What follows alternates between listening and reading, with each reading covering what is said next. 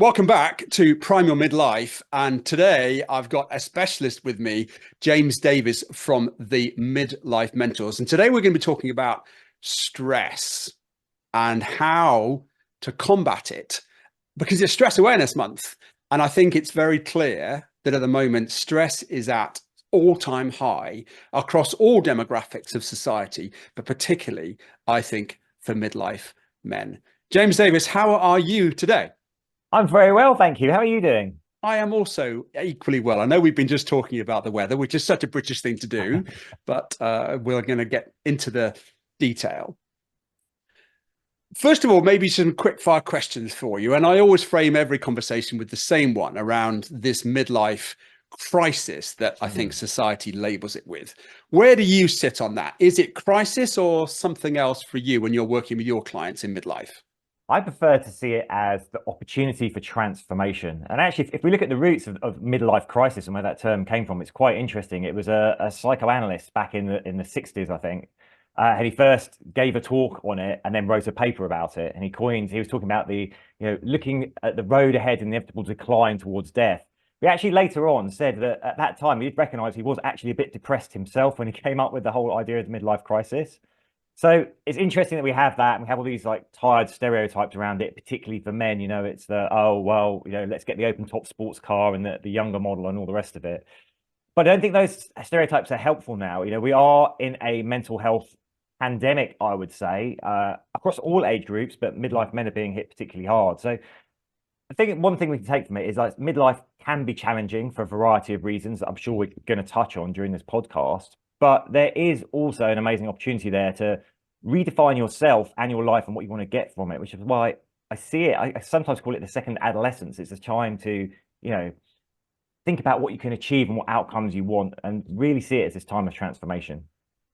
100% agree.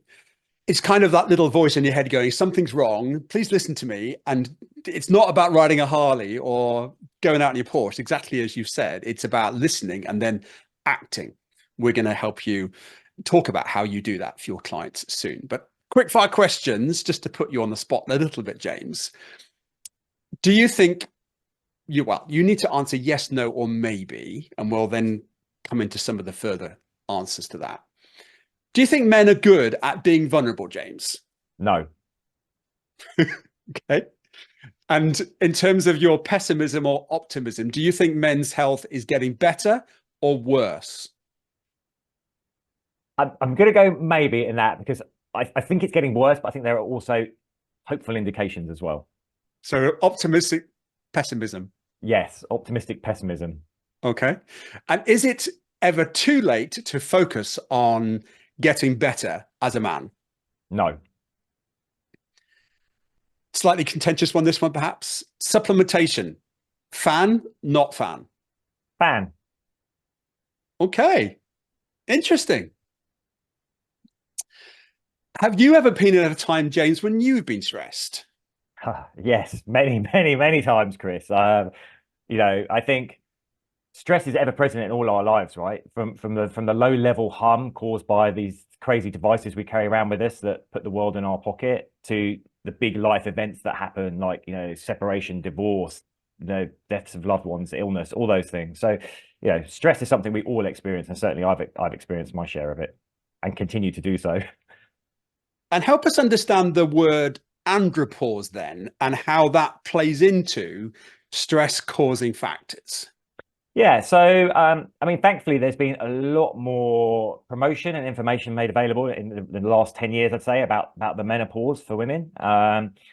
What's not as widely known is that men can suffer from this condition called the andropause. So for women, their primary sex hormone is estrogen. For us, it's testosterone. And what happens is that will typically peak in our 20s, then it'll decline at a steady rate, 1 to 2% per year, which doesn't sound a lot. But when you compound that, by the time you're hitting your 50s, your levels could be like 30 to 50% lower than they were. And of course, that has an impact, not just on us physically, but it has an impact on our cognition, our psychology, our emotional state, our drive, our focus. So it's possible that a lot of men out there that are in that age group are actually suffering some kind of effects of andropause, but it's just not being talked about uh, or addressed. And why stress impacts in that is it's quite interesting. Um, when we're stressed, we produce the fight or flight response. A number of hormones fire. But the main one that people have heard of is cortisol. Now, what's interesting about cortisol is it's made from the same mother hormone called progesterone. So if you imagine we've got progesterone sitting at the top of the tree and two arms going off from it. One goes down to cortisol. The other one goes to first to DHEA, our youth hormone, and then to our sex hormones. So if we're stressed and we're producing more cortisol because of the stress, that means we've got less progesterone available to actually make our primary sex hormone. So like, if our testosterone's low and we're stressed, we're actually making it go lower and lower and lower. And is this counterproductive aspect of life a reason why you decided to coach specifically men in midlife, James? Yeah, it is. I mean, I just feel there's such a need for it because the answers aren't out there at the moment. There's a lot of confusing information, misinformation, and the reason Claire, my wife, and I started Midlife Mentors originally was, we were reaching that age ourselves, but we just saw so many. It was actually seeing friends go, well, this is just it. I'm not really that happy in my life, but it's too late to change it. I've just got to accept, low energy levels, expanding waistline, flagging libido. That's just the way it is. And we're like, no, look, aging is inevitable, but there's so much we can be doing from a lifestyle perspective to actually work against those things. And I think it's really important to say, a lot of people are aware of maybe the physical stuff because we can feel it and see it, right? You look in the mirror and you go, oh, I put on more weight, or my muscles have shrunk a bit. But these changes we go through have a psychological impact as well. So it's really important to work on our mindset and work on creating that's what I call a positive mindset, moving from obstacle to opportunity thinking. Because it can be very easy especially with declining testosterone levels, to let low level anxiety come in, which can then obviously lead to depression. And if we're not training our mind to think in different ways, then we're not going to change it. Mm. Could you give us maybe some indications of what you're looking out for in terms of your stress indicators? For me, I think because I've been working in this field, I'm quite well tuned into knowing when I'm stressed, and it's interesting because I think for everyone we will have counterintuitive stress indicators. So it can be like, oh, I really need to focus on this, and I'll suddenly find that, oh, I'm kind of magpieing. I'm looking at the shiny new object syndrome. Like, what's a new thing to get my attention? I recognize that's a distraction technique from what's stressing me. But on the flip side, I can also fall into that thing of procrastination. Like, oh, I feel so stressed, I just don't want to take a step forward. So it's quite interesting, that duality of like, oh, the doing, but quite aimlessly, or the procrastination. And those are the biggest indicators I look for in myself. So I'm like, okay, what's the thing that I'm actually should be looking at here that I may be avoiding? Just turning stress on its head a little bit in terms of testosterone, cortisol, fight or flight. I'm guessing that in some situations, stress can create action because we suddenly realize, I know, for example, if I'm going on holiday, the most productive day for me ever is the day before holiday, because I'm going, do that, do that, do that, do that. And I have so little procrastination and distraction because I'm so focused. So can we handle stress in a way that actually could be beneficial to us, James? Yeah, absolutely. I mean, well, if people always ask me, like, if the stress is so bad, why do we have it? Why has it been programmed into us? Well, it was an evolutionary survival mechanism, but this is the thing. It was designed to last for a very short space of time to a physical threat. When we have that fight or flight, our body's flooded with hormones. To basically, it will do things like shuts down blood flow to anything that's deemed not essential at that time, like your digestive system, your reproductive system. It's great if you are going to fight that tiger or run away from that tiger. Not so great when it's just this constant jump. Our mind still hasn't developed to distinguish between that, the angry email that comes in you've got to respond to versus an actual physical threat. Having said that, stress does play a role because it's getting us to that performance place, right? So we have a bell curve for stress performance, and it'll be different for everyone, and different things will have different stress thresholds depending on your personality type. But essentially, yes, some stress is good getting us to a performance level. It enables us to like be focused and go. But if we stay there too long, it's a sprint mechanism. If we stay there too long, if we're in the marathon doing it, then we just start to deteriorate. Our performance deteriorates, and eventually, we could face burnout as well.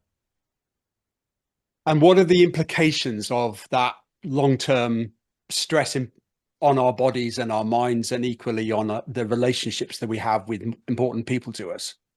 Well, they say stress is the silent killer, and I don't think that's an exaggeration. We know when you're in a stress response, think about it, it's when you're hyped up for extreme physical activity, right? It's when you're going to fight for your life, essentially. That's the role of the stress response.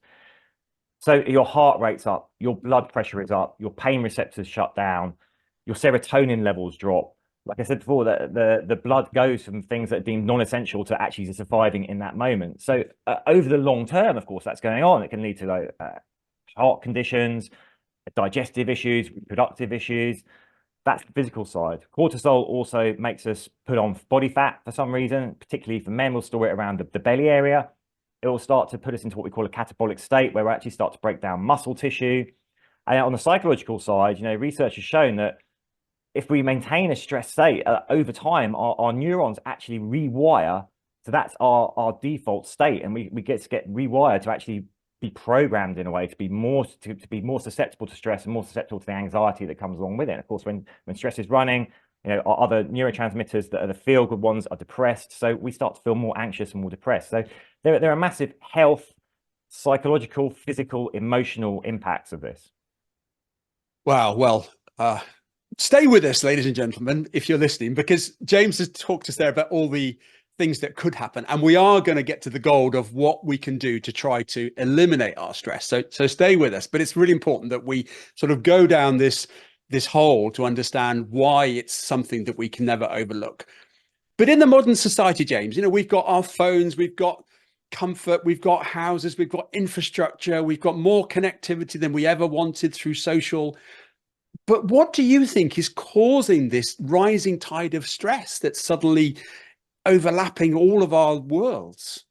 I think tech plays a massive role in it. And if you look, I think about my timings, it's quite interesting. I think in 2007, we had the first iPhone, and it's also when Facebook launched. And I think, social media and this always on device that's just so seductive, where you can peer into everyone's lives, has created a mental health epidemic across the board. We know, like in the research, that children are being really affected by this. But I think it comes to all of us. So you think this has happened in tandem. We also had, of course, Corona. The world shut down. That was a big existential threat to a lot of people. So our subconscious basically works on wanting us to feel safe and that the world is a certain place. And that was taken away. And then how do we communicate? Everyone was on social media, communicating through social media. And you're seeing the highlight reels of everyone else's life and thinking, oh, my life isn't so great compared to that person. But that person's not actually telling the truth about their life anyway. So we kind of get seductively drawn into this comparison game, and comparison is the thief of joy. And we lose focus on what our own values are and what our own goals and purpose are. And I think in tandem with that, like you say, there's a paradox. We're more connected than ever before, yet levels of loneliness and reported isolation are increasing all the time because the physical real world aspect it seems to be declining. And yeah, there can be a positive side to social media. You can join great groups, great communities, and find interests. But there is a dark side to it as well. And I don't think virtual communities should be replacing real world interaction. And I know you do some of those so well at some of your retreats that we'll get to. From a perspective of midlife, we're stressed also because we're betwixt generations in terms of our parents, perhaps, and we've maybe got children, or we're losing people that we love. Particularly, we might be losing our parents. I've definitely lost both of my parents, and it became very stark to me of my own mortality when facing into that. Can you talk about how you find that stress for some of your clients in midlife that are finding themselves just bereft of time and everybody wants a piece of them? It's so common. So the first thing I say is, like, if you're feeling like this, you are not alone. It's what, pretty much every client that we speak to, prospective client, will say the same thing. And often, people be like, there can often be a bit of shame and guilt around it as well. Because people are like, oh, my life's not that bad in the scheme of things, but I just don't feel happy or fulfilled. And it's just a nagging feeling something's wrong. But what we do is help people become more aware of it so they can have compassion. It's, as you said, Generation X, which we all are, it's a forgotten generation, really. The boomers were marketed to, the millennials are marketed to, Gen Z now. And we are Generation Squeeze, right? I think we're the first generation in modern history where our living standards all have actually got worse than the generation before. And it's this time of life, like you say, we're taking stock. We've got aging parents. Our parents may be passing. I'm very sorry to hear about yours, Chris. We're probably juggling like kids leaving school, college. We're juggling a relationship. We're juggling a career. We're juggling our finances. And I think it's also a kind of natural time where, because all these things are going on, we do stop and take stock. And you're like, am I where I want to be? Something I hear all the time is two things. It's like, wow, how did I end up here? I'm not even sure how or why I got here. You know, I just kind of followed this path and now I'm here and I'm not sure I really like it. Well, the other one is like, yeah, I've gone for this thing. I've worked all the hours, I've got to it, and now I'm here and I've got what I thought I wanted. I don't really want it at all. But that's fine. It's fine to feel like that. It's just what you do next that matters. Mm. And you yourself, I think, had a little bit of a pattern interrupt. You were pursuing one path and then you decided this wasn't for you. Tell us about that. Yeah, so I mean, I originally trained as a psychologist, so I've got a master's in psychology. But I went off into the world of journalism bizarrely after that, and then worked in media, essentially in digital media, senior corporate positions, big multinationals. But in 2011, I just thought, oh, yeah, I do enjoy this, but it's not really lighting me up. So I left and moved to Ibiza to set up retreats over there. But basically, at the time, retreats was kind of, they were all weight loss. So it's kind of like, oh, we'll get you, we'll beast you all day long, and we'll feed you rice and beans, so you lose loads of weight, and then as soon as you go home, you put it all back on again. I mean, I was like, well, let's reinvent this. I know what I've got from my psychology background. Let's put people in 5-star hotels. They've got everything they could want. Yes, there's healthy food, but also if you want to go and have a burger and a beer, you're going to have a burger and a beer. But we're going to give you nutrition workshops so you understand what's going on. We're going to talk to you about your mindset, your beliefs, where you're holding yourself back. So people come away with a complete toolkit. So that was really my step change, my pattern interrupt, as you put it. And it was a long, hard road, and it actually cost me a marriage, and yeah, lots of money, but came out the other side of it. But you also found Claire as a result of that. So, you I know, did. No, great things came out of it. you Great things. connect And the this is the dots thing. sometimes. But I'm just curious to Yeah. go back to that 2011 transition. How long did you wait before you decided that you were going to then change direction? Probably not long enough, Chris. With the gift of hindsight, I would have thought about it a lot more and planned it a lot more carefully. But at the time, I was kind of like, oh, well, this. I was basically on a contract with MTV, and it's coming to the end. They said, "Oh yeah, we want to renew it. Let's keep you going." And I was like, "Well, actually, no. I think I'm going to go and do this thing." So off I went. I didn't really think about it enough, I would say. So, and this is something we coach clients on, because sometimes people get in a position where they want to make a really rash change in their life, and it's like, okay, you know, let's look at the options around that. But is there a halfway stage in between? What's the safety blanket we can bring out? Because I'm not a prescriber, so you get people out there going, never have a plan B. You just plan A, and then you'll do it. Well, do you know what? Sometimes plan A doesn't work out, and then it is good to have a plan B. So yeah. One of the first questions we talked about was, are men good at being vulnerable? And you were very emphatic. It was a no. Just can we talk about, if we're looking at somebody now and they're listening or they're watching and they're feeling really, really stressed, their cortisol levels are high, they're being distracted, they're maybe not sleeping, eating the wrong things, and they're just stressed. What would be your advice to them about being vulnerable about that emotion, James? I would be honest and talk to those around you that care about you, about how you're feeling, and this is something I'm working on myself all the time. I think particularly, for our generation, it was, boys don't cry, be strong and silent, sort it all out yourself. And so that's a pattern we carry through. And it's an admirable thing in one sense, but in another way, sometimes you need to be the flower and not the gardener. So I'd encourage anyone that's feeling like that, just open up, talk to your partner or even to a close friend just about how you're feeling. You'd be amazed. Just expressing it can actually help lessen it. And then also having someone reflect back to you and kind of talk you through it can actually also take some of the pressure off it as well, where you realize your situation isn't maybe as bad as you thought. I think the other thing you can do, which I'm a massive fan of, if you're stressed and you're not already doing it, just start to move your body more. So many of us are missing the mind-body connection. We lead such sedentary lives now with the way the modern world's set up. and many people just don't do anything. Listen, you don't have to go to the gym and do a prescribed workout. Just go and walk outside in nature. Just do something to move your body, and you'll be amazed. When we do that, there's a phenomenon in Japan called forest bathing, and they've done multiple studies on it, and they showed that even walking for as little as 15 minutes in a natural environment had a significant impact on lowering blood pressure, heart rate, and cortisol levels. And why is that? Obviously, talk about movement and exercise there. Can you give us a bit more detail on why that's going to be so beneficial for us for reducing that stress impact? Well, yeah. So I think what happens is when we exercise, when we train, we actually produce feel good endorphins, neurotransmitters that actually send a mood boost, which will kind of like helpfully kind of cancel out the cortisol effects, which are suppressing those down. So they do say exercise is nature's antidepressant. When we get out and we move more, we're going to produce more of those things. It's amazing studies in this. If we're exercising consistently over time, or even on the days we don't exercise, we'll still produce those feel-good neurotransmitters because the body is expecting it. So it's a great way to help alleviate stress, lessen the impact of cortisol on your mental state.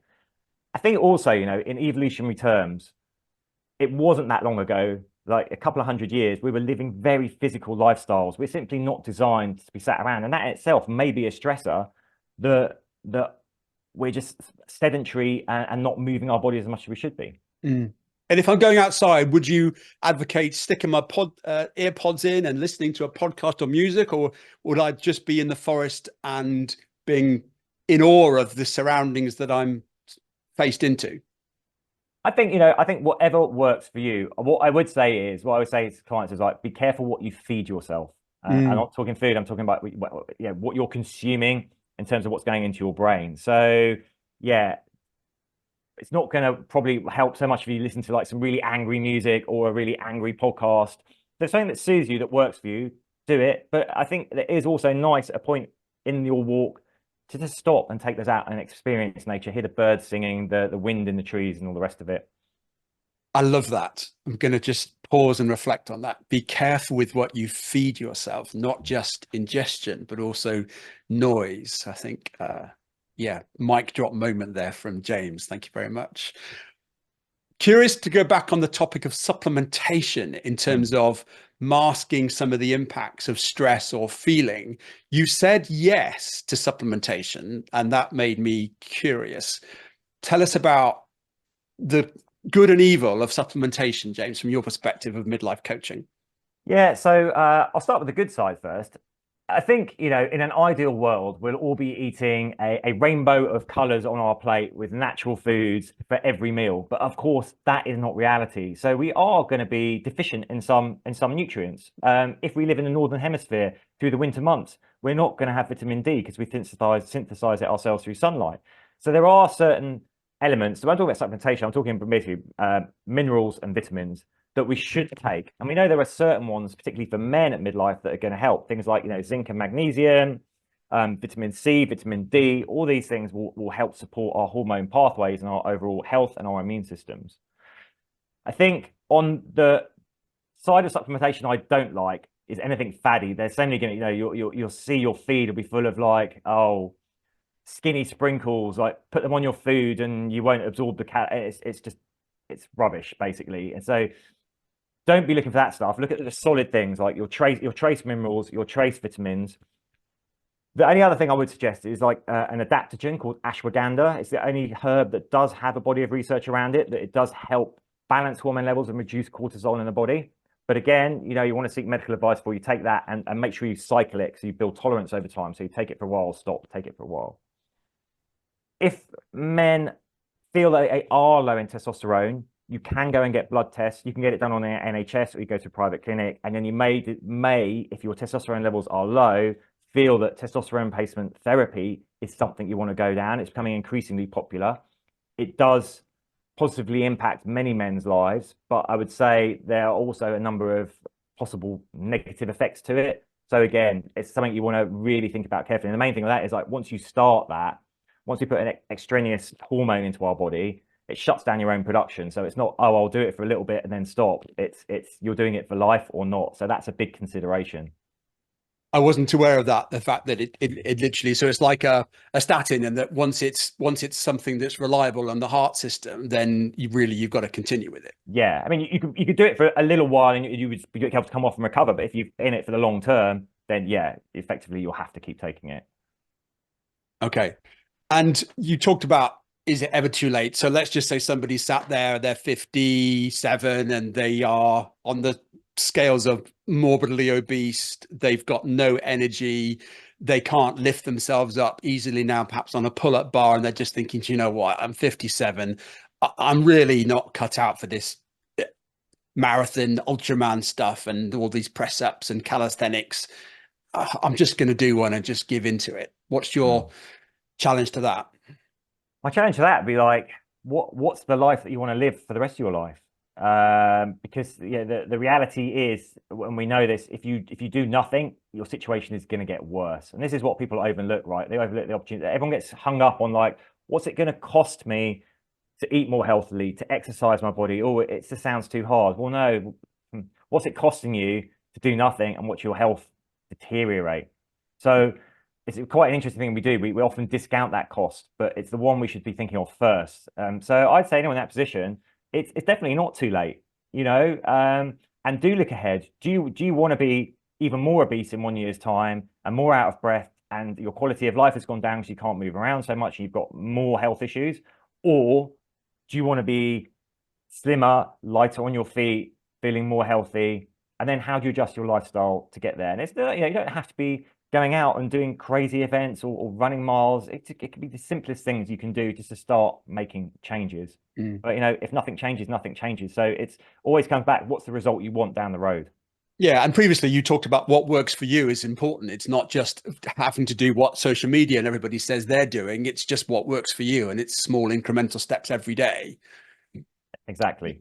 You talked about stress of exercise being fundamental. What else would you advocate to try to do if somebody can't afford to go to Ibiza, or they can't find an individual one-on-one coach, but they still want to serve themselves? What would you be advocating for that, James? I would say have a look at in your life at what your stressors are, because again, we don't often think we're just like, oh, I'm just stressed, that thing. But actually, take the time to reflect on like, what are the stressors in my life? What are the triggers that are making me go into that stress response? Now, which of those triggers could I remove? So a very simple thing, with clients is like, they've never curated their feed on their phone. They're just like, oh, the same person, and it really winds up. I'm just like, just turn them off, get rid of them. And we can do that. We can start to limit our access to news, to all kinds of things. So look at what's stressing you, and where you can remove the stressor, remove it. Where you can't, think about what your different reaction might be. Because here's the thing, it's not the event that makes you stressed, it's your reaction to it. And we do have the power to choose a different reaction. The thing is, the creatures of habit, so we'll go on to auto default. The same thing happens, we go into the same stress response, headless chicken running around, we feel terrible. But if we don't take a moment going, okay, that's happened again, what do I want the outcome to be this time? So what am I going to do differently to get the different outcome? To do that, I'd say another thing people can do, but just generally, aside from exercising, is do you spend time in reflection? Again, I think it's a skill we've lost. We're so consumed by our devices now.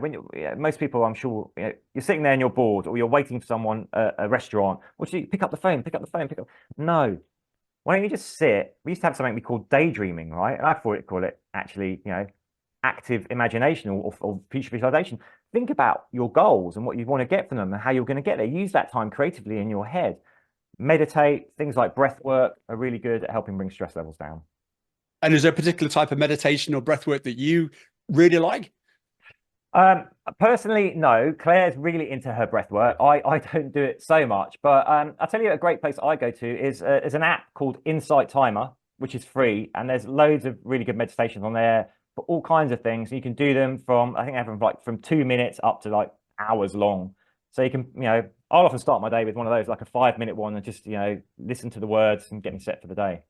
Okay, well, I'll make sure I put that in the show notes, and also pick up that herb you mentioned beginning with A that I've already forgotten. Ashwagandha, yes. Put that in. What about your partner? Not necessarily Claire, but we'll just talk about Claire. And you can see that they're just as stressed as you are. They're showing all the signs. They're a little bit tetchy. They're a little bit angry. They're a bit snappy. They're maybe not sleeping. And you can see that they're just as stressed, but you yourself need some comfort.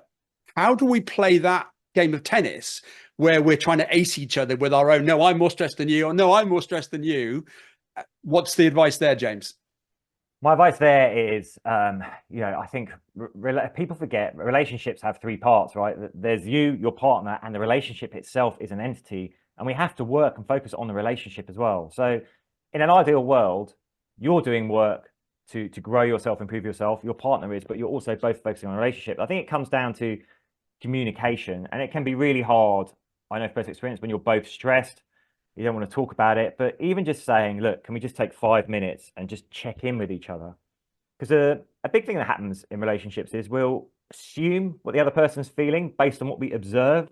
So we're like, oh, so and so, my partner's really stressed. It must be because of this thing. I'll try and fix it by doing this, but you've done completely the wrong thing.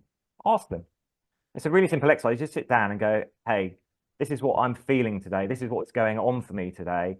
This is the emotions I've got in play. And you can just listen without judgment, and you understand. Then we've got a true understanding. Your partner's telling you how they're feeling and what's going on for them, and then you can tell them the same. Even that can really help bring the stress levels down by going, right, okay, I understand that. And then you can come together and go, how are we going to address that? How can we help each other with this? And going all the way back from a few minutes ago, you talked about the Ibiza transition you changed, and the phrase was, it cost me my marriage. What lesson could you look back to now if you were about to take that leap of faith and go into Ibiza, that you could have done to be proactive about not having the consequences of that life change towards your relationship? I think we want to be careful about trying to future-proof everything. I think life always has a capacity to throw us curveballs and give us the unexpected. But I think it's just doing your due diligence, right? If I'm going to take this next step, have I got a solid plan? Have I got it worked out? Do I know what it looks like in 3 months, 6 months, a year? How is that going to impact those around me? And have I talked to them about how it's going to impact?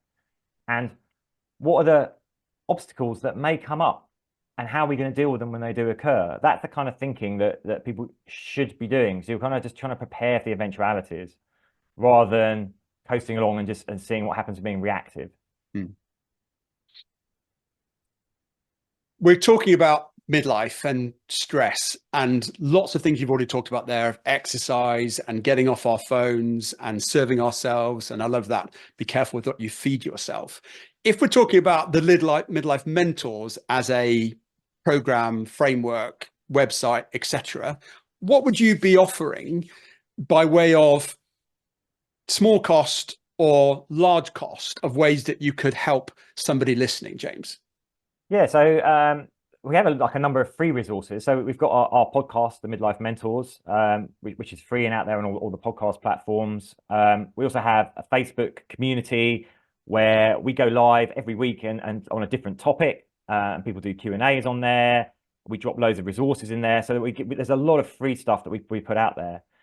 The next level up is something we have called the Midlife Boost, which is a 10-day program that will basically give you the basic tools that will help you navigate midlife more successfully, understand what's going on with your hormones, both men and women, understand how to deal with stress better, how to nourish your body better, exercise programs that you can do. And you get access for that for 30 days. And then we have the Midlife Reset, which is our 8-week program, which is more in depth. We take people through a whole process. It's delivered in our own app. It's around our pillars, hormones and metabolism, accountability, emotional resilience, success mindset, movement, nutrition.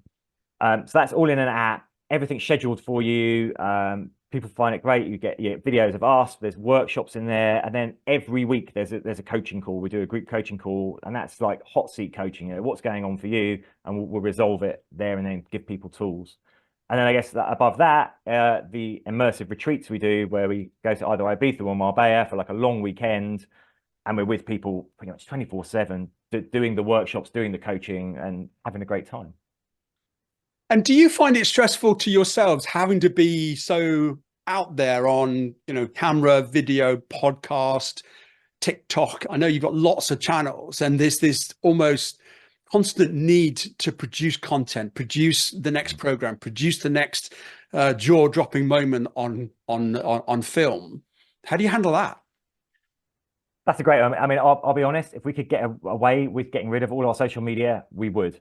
because it does take up too much of our time. I think Claire and I have battled with it for a long time, and we've recently just come to a much better place of, I think, batch producing content, putting it out, and then just not worrying about it too much. Because you can get very bogged down in all, what's the algorithm doing? Oh, and people tell you, oh, you should be doing this, should be doing that. And actually, it's just like, let's just step back from all that. Let's just like create a piece of content, put it up, and then walk away from it. I find that's given us a lot more peace, but we're still providing the value to people, but without worrying about where's it going, how's it trending? Because what do we want to do, Chris? We want to be coaches and help people, not be internet marketers that are spending all our time looking at this stuff. Mm, mm. And what about the symbiotic relationship between each other? You're both working together, you're living together, you have a relationship together, you go on retreats together.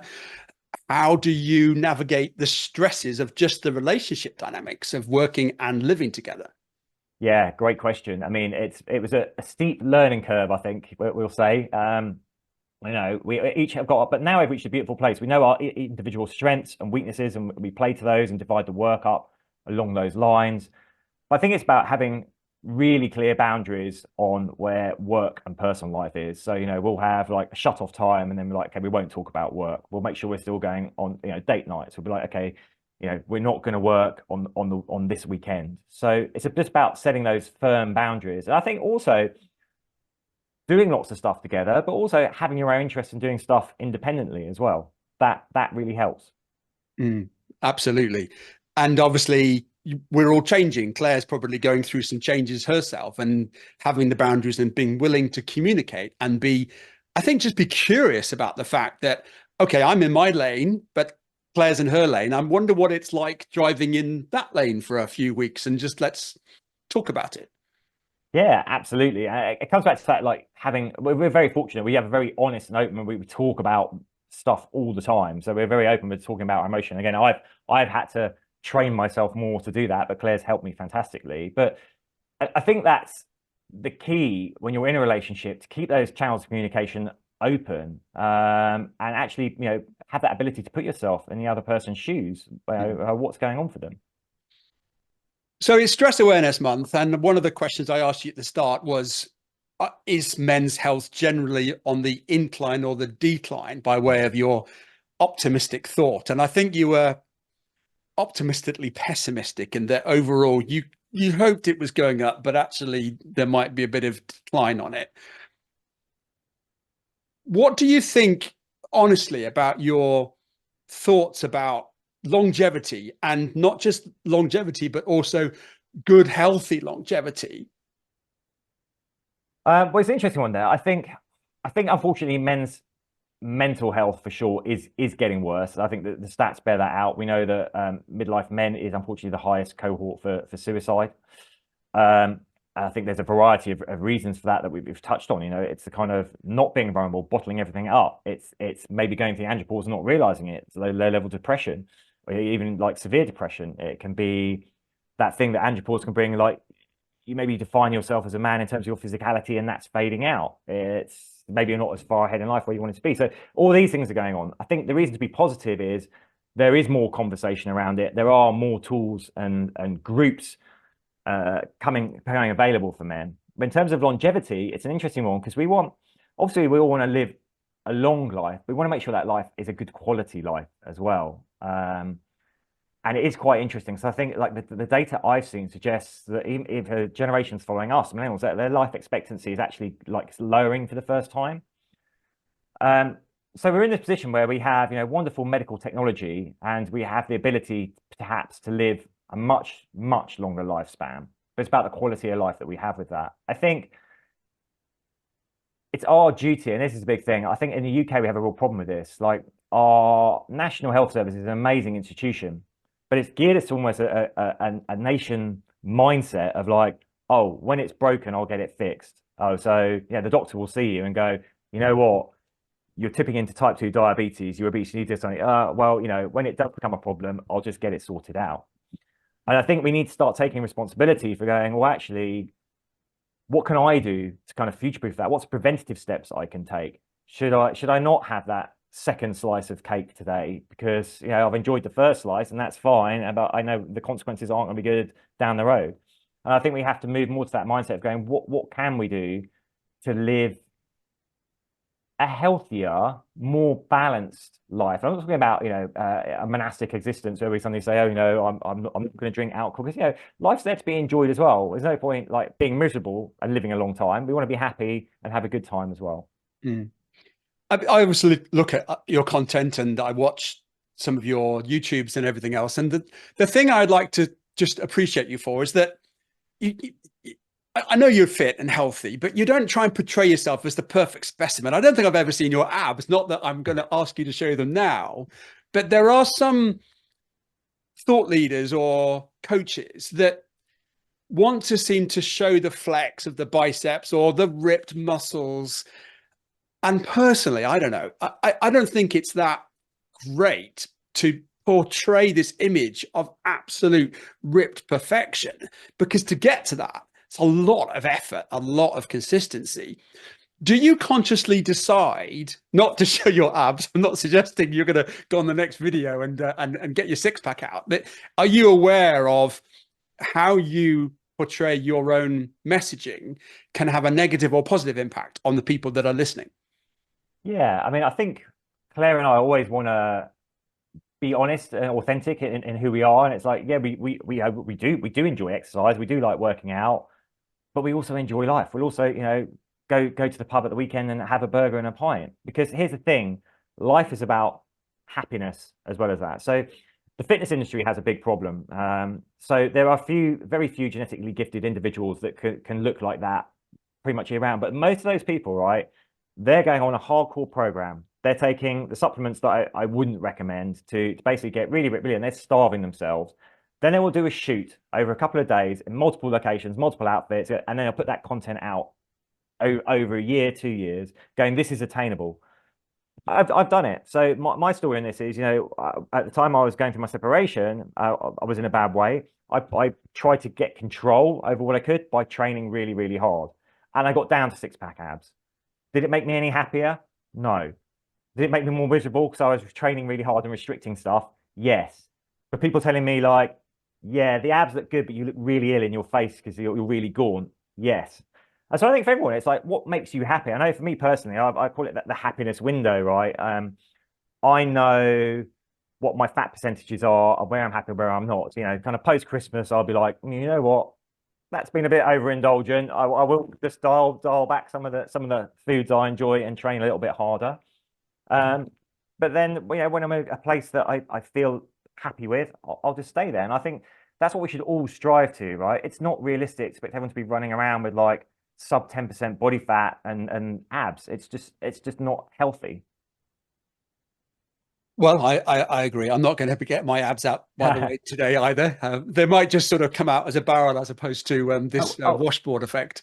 And by the way, Chris, there are things for men, once your body fat gets pretty much below 10% and stays there, you actually start to impact your testosterone production as well in a negative way. Well, I know when I did my Ironman, it definitely had an impact. I think my partner said, no more of those. Perhaps too much information there. Anyway, is there anything that we're just going to get to our three fundamentals of the three takeaways that you'd love to leave people with, particularly perhaps around stress or longevity? Is there anything that I haven't asked you, James, that you would be absolutely gutted to click off and not be able to share to the audience today? I don't think so, Chris. We've covered quite a lot of ground there. So no, I think we're good on that. Yeah. Well, I'm still living that sentence of be careful with what you feed yourself. It's going to perhaps be the headline for the podcast. Well, three Chris, fundamentals. Sorry, carry on. Yeah, I was going to say it's so important because we live. I always make this illustration to people. If we go back to when we were children, remember people watched the news, right? You had the morning news, lunchtime news, the evening news. Some people watched all three, but that was enough. Now we have multiple 24-hour-a-day rolling news channels. You know, there's not more happening in the world. It's just like now it's this just noise thrust at us all the time. So that's why we have to be so careful to filter what we want. Yeah, the news is definitely not on my phone, and I will choose to use it when I want. It's normally a kind of a 12 o'clock check-in, never in the morning, never at night. I don't want to feed my brain or finish my brain with something that's going to trigger my anxiety levels. I totally appreciate what you've said there. Yeah.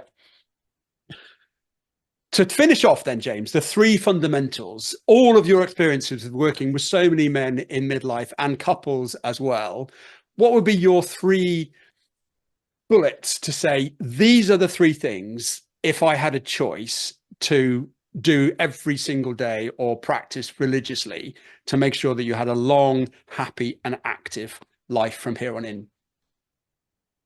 I would say educate yourself on how to move and nourish your body because it's the only home you've got, right? And it's something like we all take health for granted till something goes wrong, and then we're like, you do anything to fix it.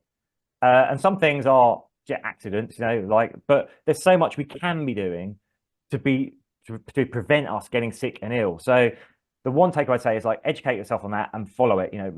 Follow how to move your body, how to nourish your body correctly, and it will make a huge impact to, I think, every area of your life. Number one. Number two, I would say for men, do start to practice being more vulnerable. Do open up. You'll be surprising about the conversations you'll have when certainly I speak to friends and then they'll be like, oh, wow, I felt so alone with that. And I think as men, we have a duty to actually, embrace our brothers and talk about things more. And the third thing I say is just remember to have fun as well. We can get so caught up in life and like all the shoulds and what I want to have. Just think back to, we're not designed to be human doings. We're human beings. So just go back to like finding your fun and your joy and try and inject more of that into your life. And again, like the research shows, people do stuff that actually lights them up, makes them fun. They do tend to live happier, longer lives. Well, James, I know you and Claire are very, very consistent on delivering value for people that are in all aspects of life because your content is pretty ubiquitous so that it can serve many. But I appreciate you absolutely for the work that you were doing in this genre of life, which is the midlife part, because it is, as you said, the ONS statistics are just coming out. There are more people deciding to take an end of life strategy. And unfortunately, more of those are men, and especially more of those are men in midlife. So thank you for what you're doing to try to stop that rising tide of very bad statistics. Well, thank you, Chris, and thank you for all the work you're doing as well. Well, I'll finish as I always do, but I'm going to start it with be careful with what you feed yourself, both in terms of what goes in and what goes in and what goes in. And remember, we have one life. So love life, living life. Thank you, James.